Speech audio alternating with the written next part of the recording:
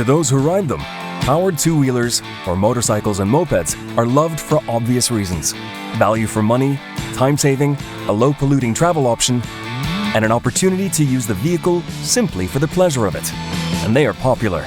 More than 40 million are on the road in Europe, with 1 million built across the EU and 1.4 million sold in 2019 alone.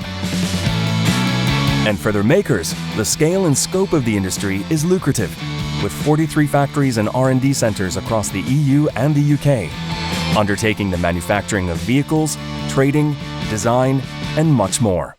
The scale grows further when considering the extended network of companies active in retail and wholesale, of vehicles, repair and maintenance operations, and the manufacturing and sale of protective equipment, such as gloves and helmets, suits, boots, and much more. Financially speaking, the motorcycle industry is an economic growth engine. Across the EU, it generates 21.4 billion euros of GDP, a higher sum than that of Venice, Malaga, and Palma de Mallorca, or the entire economy of Iceland. It also supports 389,000 jobs and creates 16.6 billion euros in tax revenue. And this wealth is far-reaching.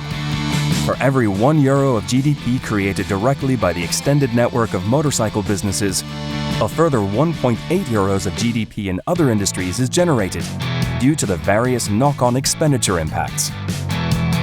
Outside of Europe, it's important that our relationships with foreign territories remain fluid. International trade is a critical component to the smooth running of the entire industry. European motorcycle companies and European jobs benefit from the progressive reduction of global tariffs and regulatory trade barriers. Our reputation for delivering quality products also sees the international sale of 2.1 billion euros in vehicles, parts, and components to non-European customers in key markets including the US, Switzerland, Australia, and Japan. Any change in trade agreements could have considerable implications for the industry. It is essential that the EU remains an open economy and avoids measures that could potentially lead to higher tariffs in key foreign markets. Of course, one of the great appeals of motorcycling is its contribution to tourism and social functions of all sizes. From local club touring to arena-filling events, both riders and spectators eagerly participate in this thriving community. Events such as these have positive economic impacts on tourism. Riders and spectators travel to the events buying food, drink, merchandise and souvenirs, paying for campsites, hotels, and buying tickets. Collectively contributing 2.1 billion euros to Europe's GDP, supporting about 38,000 jobs, and creating 1.2 billion euros in taxes. MotoGP and Motocross GP races alone attract 1.5 million international race spectators annually. Collectively, they spent 319 million euros attending race events across European countries in 2019. But to see the biggest societal impact, look no further than our own cities and towns. Everyday use of powered two-wheelers is ideal for urban mobility.